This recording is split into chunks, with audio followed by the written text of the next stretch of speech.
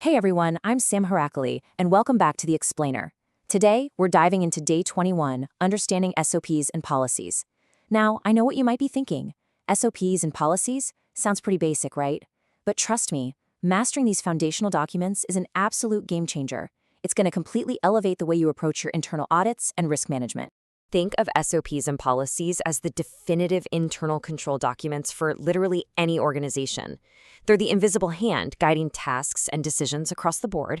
And for us as internal auditors, well, understanding them really isn't optional. It's absolutely essential if we want to evaluate controls, ensure compliance, and actually assess risks effectively.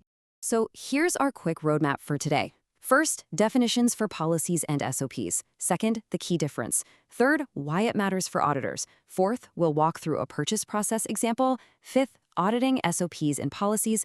And finally, number 6, the overarching benefits and our key takeaway. All right, let's jump straight into Section 1, definitions, policies and SOPs. So what exactly are policies?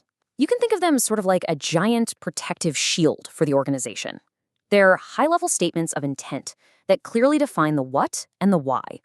They set the overarching expectations, the core principles, and those really strict boundaries we all need to work within. And because they basically establish the fundamental rules of the road for the entire enterprise, they carry a ton of weight. We're talking top-level approval here, usually from executive management or the board of directors. Okay, on the flip side, what are SOPs, or standard operating procedures? If policies are the shield, SOPs are the gears turning on the inside. While policies are visionary, SOPs are the nitty-gritty, step-by-step instructions. They define exactly how tasks are performed day in and day out. They give us the granular details, the specific responsibilities, how often actions happen, the formats, the tools required.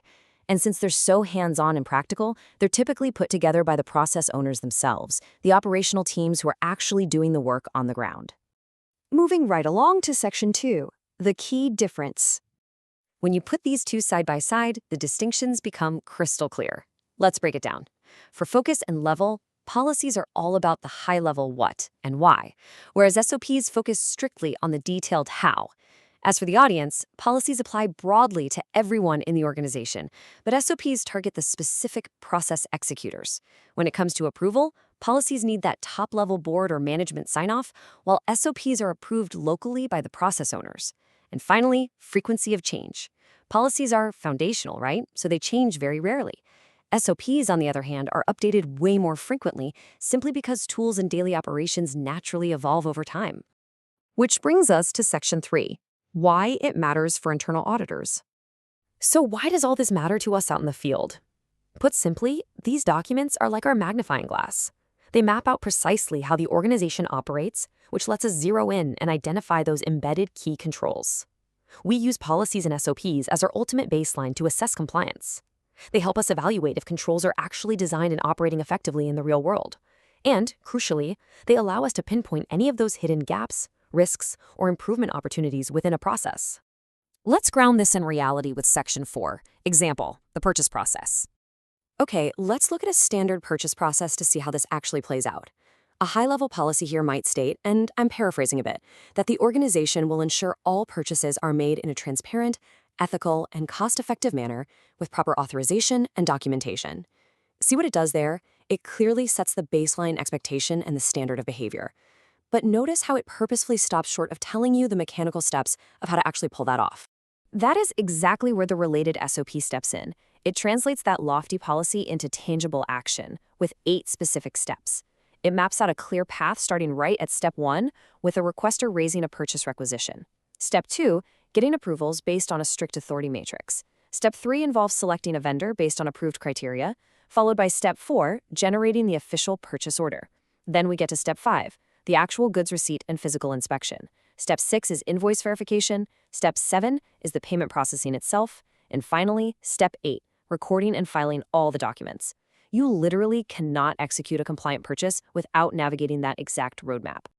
Now, here is the magic for us auditors. Embedded directly inside those 8 procedural steps are absolutely vital key controls.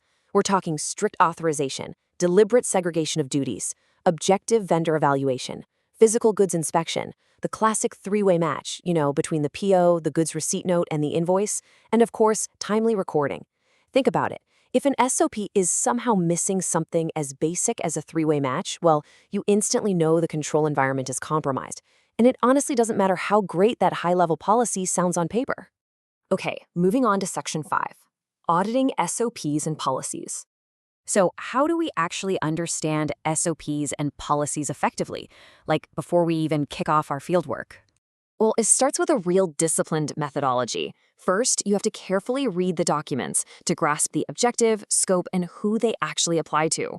From there, you want to visually map out the flow and pinpoint those key controls we just talked about.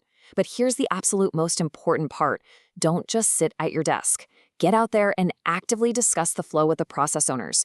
You have to validate the practice. You need to see if those flawlessly written steps on paper are actually surviving contact with reality out on the floor. And once you do begin your evaluation, what exactly should you be looking for as an internal auditor? You need to actively question the framework. Are these documents actually up to date and approved? Or are you looking at a relic from like 5 years ago? Are they clear? Check if the roles are explicitly defined. Are the controls adequate enough to mitigate real-world risks? And ultimately, the big one, are they followed consistently? Or are staff constantly relying on risky deviations and unauthorized workarounds just to get their jobs done? Which leads us perfectly into Section 6, benefits and key takeaway. When an organization actually takes the time to align its policies and SOPs properly, the benefits are huge. It guarantees consistency. The process gets done the exact same way no matter who's on shift that day. It drives way better compliance with laws and regulations. And by doing that, you build this fortress of strong internal controls that drastically reduces errors and creates highly efficient processes across the board. So if you take nothing else away from today, remember this key takeaway. Policies set the direction. SOPs show the path. Together, they build a culture of control, compliance, and excellence. It boils down to this: understand well, evaluate better, and add value. When you truly grasp the mechanics of these documents, you stop being just a compliance checker and start becoming a strategic advisor. So the next time you sit down to audit a process, ask yourself, are you just going to look for superficial mistakes? Or are you going to use your deep understanding of policies and SOPs to actually help build a resilient culture of excellence? Thanks for hanging out with me for this explainer. Now get out there, understand well, and add some real value.